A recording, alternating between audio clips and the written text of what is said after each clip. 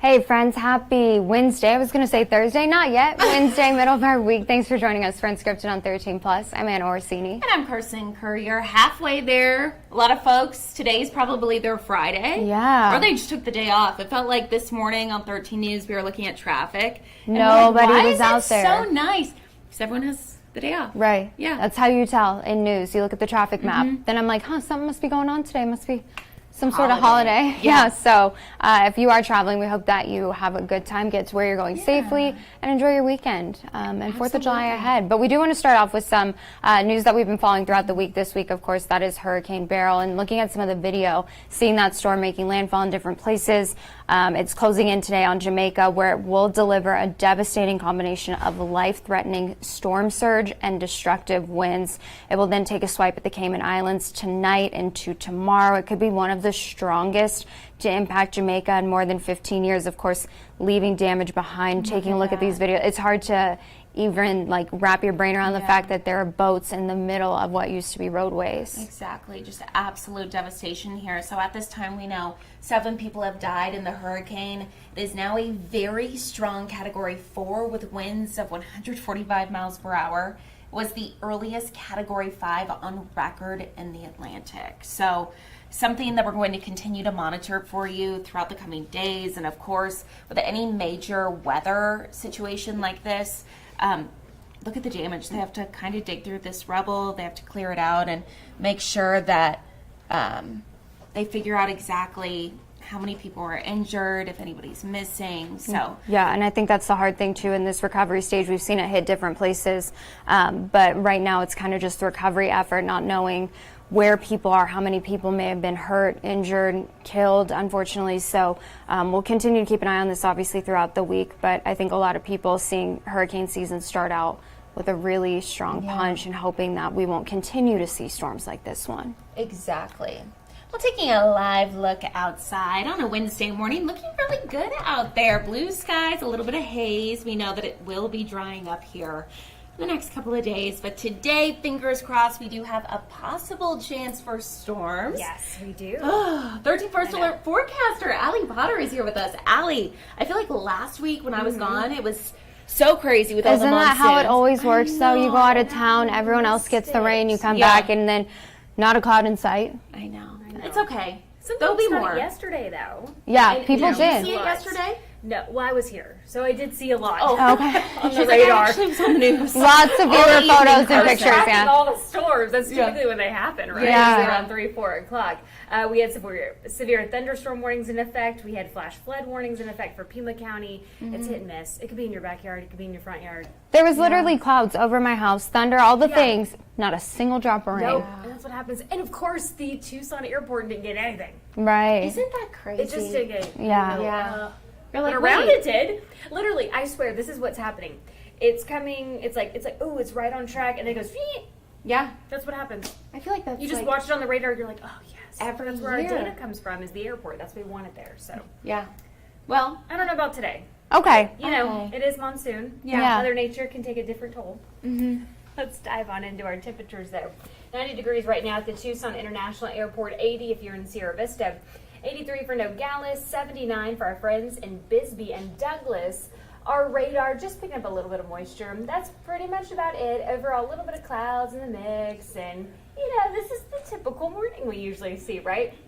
Later on this afternoon, though, picking things up, though, if you're on more the southern part of Arizona, borderline Mexico, and then for our friends over on the east side, that's going to continue for the rest of our afternoon.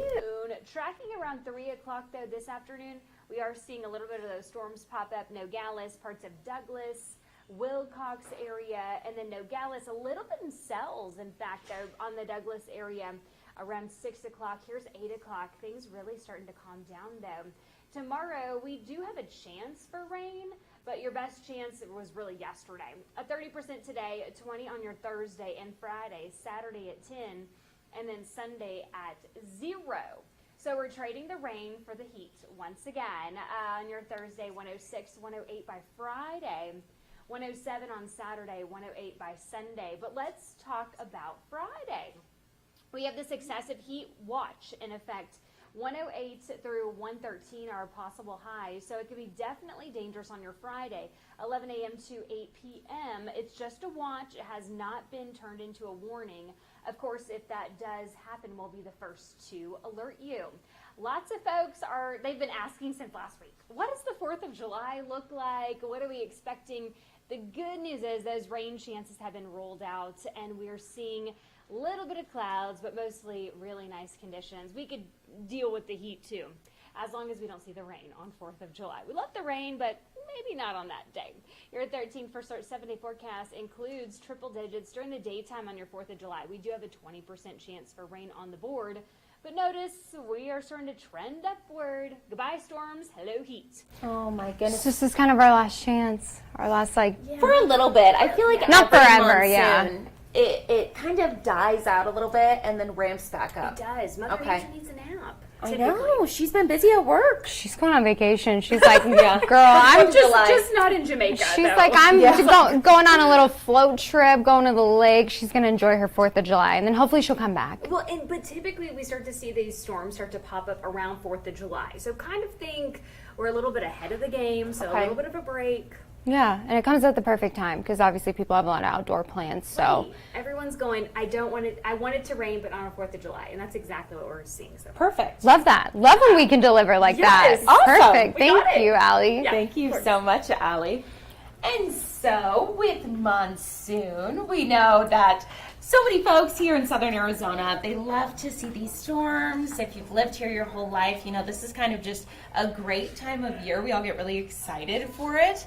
And so now, you actually wrote this is Megan McNeil. She's a familiar face to some of you who maybe watched. How long have you been gone now? I think about 2 years, 2.5 Okay. years off of TV, Yeah. doing other things, writing books. Writing books. That is like such an accomplishment. Yeah, right? that's Thank cool. you. Yes. So tell us a little bit about it. Yep, so this is The Silver Lining. It's a children's book. I think it's good for kids about ages 5 through 10, guided reading for some of those young readers. There's some big words, but we can all learn something from it. I like to say it's a whatever you are, be a good one story that teaches kids 4 different cloud types along with a wonderful moral lesson. Wow.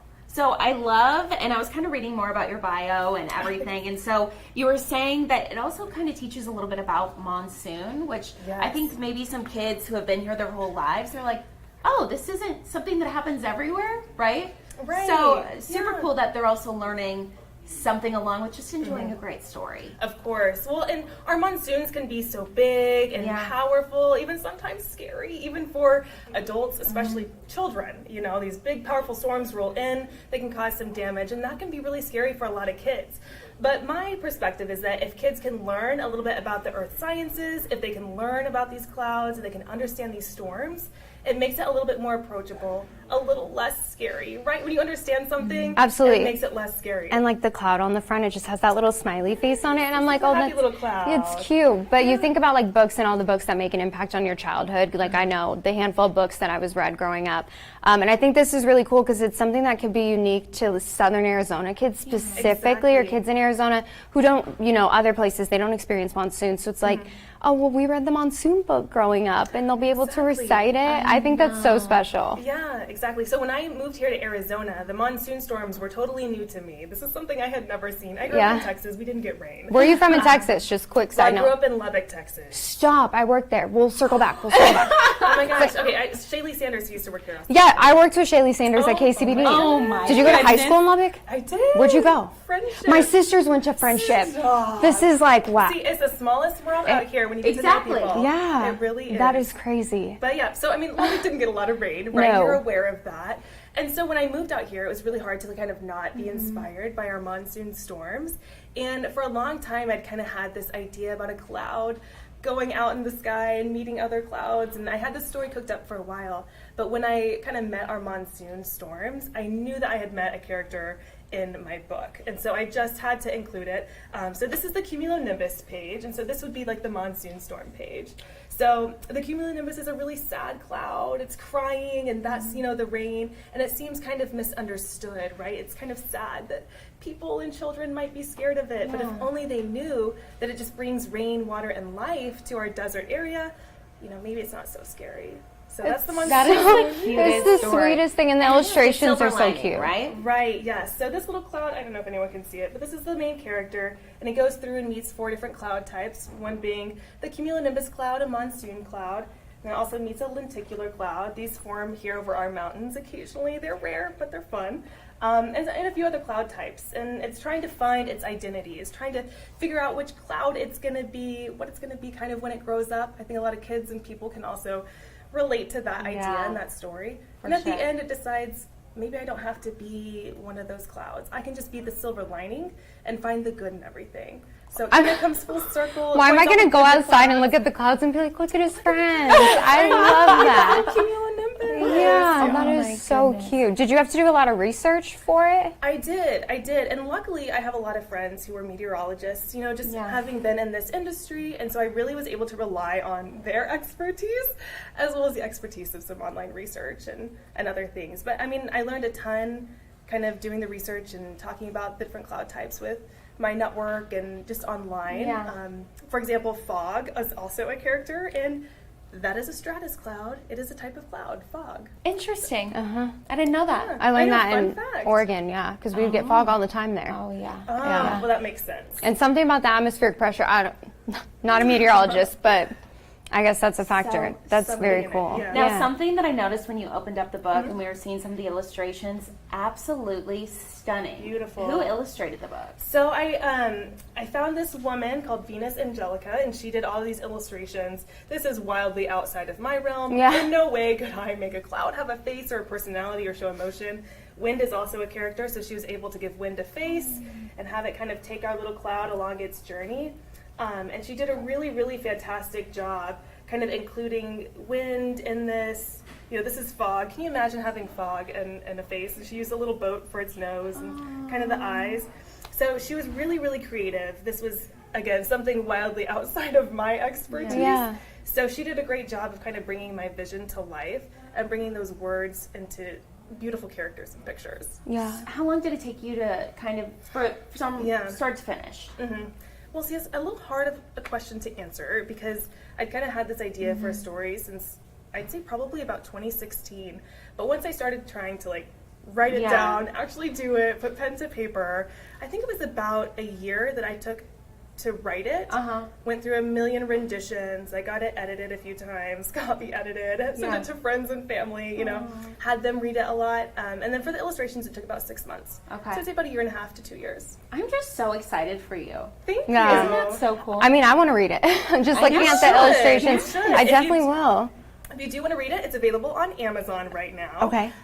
So that's, you know, where you can grab it. Hopefully be available in some other places here soon. But I do have some readings scheduled in August for Bookman's on River and the El Rio Library here in Pima County. So if you don't get a chance to buy it on Amazon, you can come to one of those readings, hear it, experience the story, maybe do a little workbook along with it. So it'd be great to bring your kids or even adults to learn something new. Yeah, and they can meet the author. How cool is that? And They plus, can- you get to meet me. they can meet the authors. Who doesn't want to do that? You can sign their book. I know. Oh, yeah. I'll have to get a nice little silver pen. Yes, for the silver lining. Oh my gosh, we'll have to find a silver Sharpie and perfect. send it to you. I But know. I think that's really cool. I don't think a lot of people think about children's authors and just all the steps you have to go through. And I think it's educational. It's unique to Arizona. It's a gorgeous book. The illustrations are beautiful. So thanks. congratulations. It's a great job. No, thank you so much. I appreciate it. Oh my gosh, thank you. Okay, so really quick before you go, for anyone who is watching this live and maybe wants to kind of go back and get some more details, or they're like, oh wait, where did she say that the readings are going to be?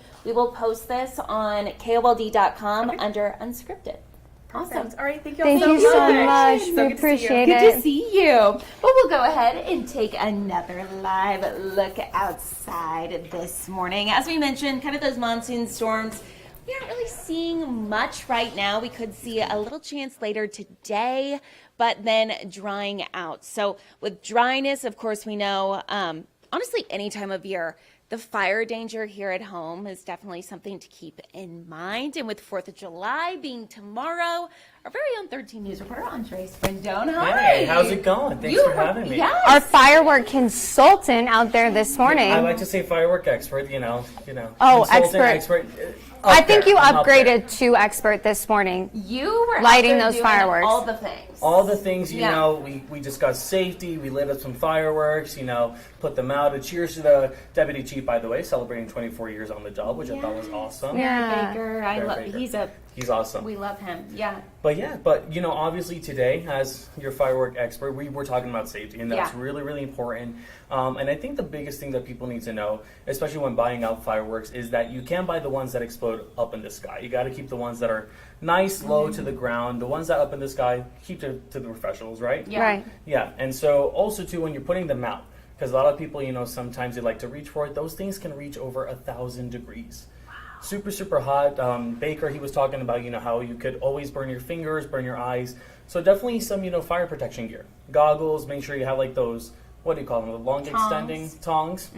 You could also use tongs as well. I'm like running out of breath. I ran around the block to get here. I know, I'm just all the passion about the fireworks, but I think that's important too for kids because I know growing up, anytime I'd see something sparkly, like you kind of want to grab it, or afterwards you want to see if it's actually the done. kids. And so having a plan ahead of time, having that conversation with your kids about, hey, even if you think that that's out, don't grab that. Let mom and dad grab that. Let an adult grab it. Don't Yeah. go too close because, And then put it in water. yeah, making sure not just to protect yourself and your family, but also the entire community, because if something goes wrong with the firework, it can be devastating for not just you, but everyone. Definitely. Exactly. Minimum 20 feet is the recommended, you know, distance away, obviously from dry brush, people, trees, houses, anything. You definitely don't want to damage those folks as well. And I think you mentioned a good point too. Don't reach for it because, like I said, it's really, really hot. So wait for it to cool down, Yeah. and then put it in the bucket of water so you can really avoid reigniting it as well. One thing this morning, so on 13 News, you were out with Barrett Baker Sure. from Tucson Fire, Oh, boy.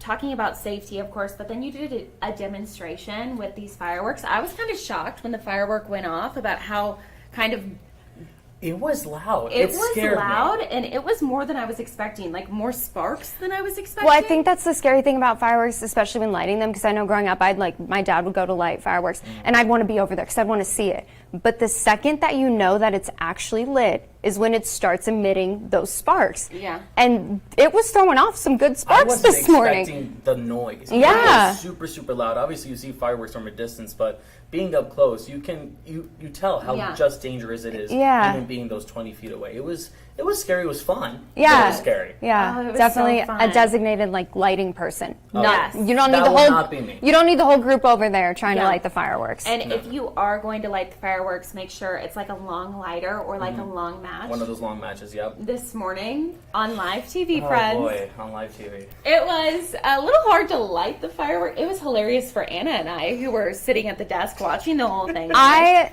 don't need to do anything for the 4th of July now because That was our experience. seen 4 different takes of you out there demonstrating how to use fireworks. You know, we had the sparklers. We had, I forgot what the name was called. I think the name of the firework was called Chill Out. It definitely wasn't chill. No. But it was fun. It was fun. But yeah, you know, a little mishap. I don't know if it was breezy or the lighter just didn't want to work with us. But you know, we made it work on live TV. You know, we were talking about, somebody here said Deputy Barrett Baker, he is such a good firefighter that he just puts out the fires. And doesn't know how to start them. No. No. Let's just say that.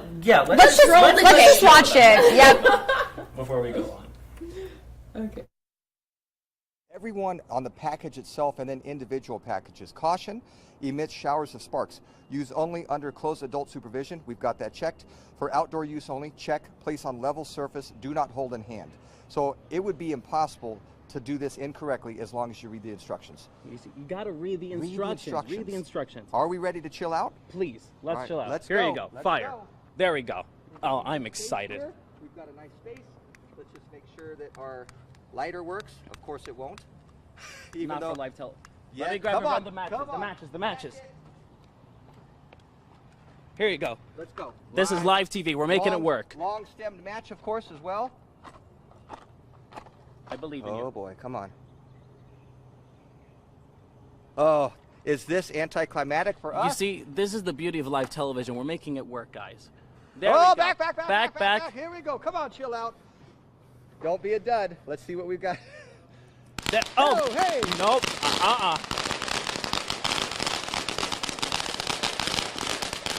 Wow. Yep.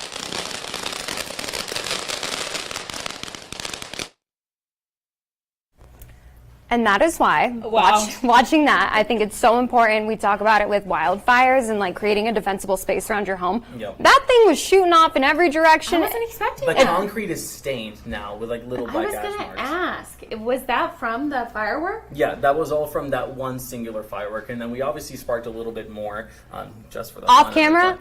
Off camera, yes, of course.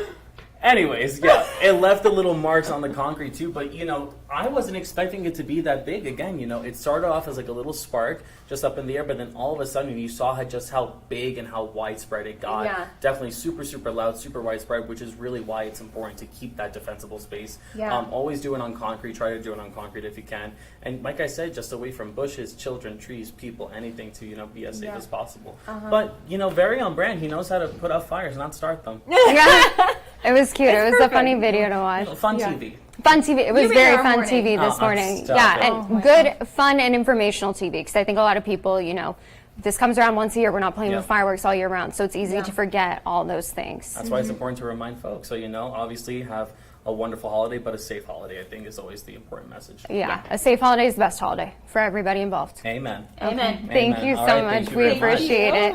Well, taking a live look outside one last time at those blue skies out there, a couple little clouds lingering, hoping that we see, of course, some more this afternoon as we kind of look at our last real chance for storms over the next week. I know. Hopefully, though, as we were mentioning, Mother Nature just takes the vacation she needs for the holiday, and then we could see some more next week. So we'll see. Yeah, I want Fingers those. crossed. I want 100% storm chances at some point. I want it all. I just do want. too. I want to wash out. Yeah. So. Well, thank you so much for watching. And of course, if you are interested in The Silver Lining, the book that Megan McNeil wrote, again, that is on Amazon. We'll put a link to that in this story on KOLD.com under Unscripted.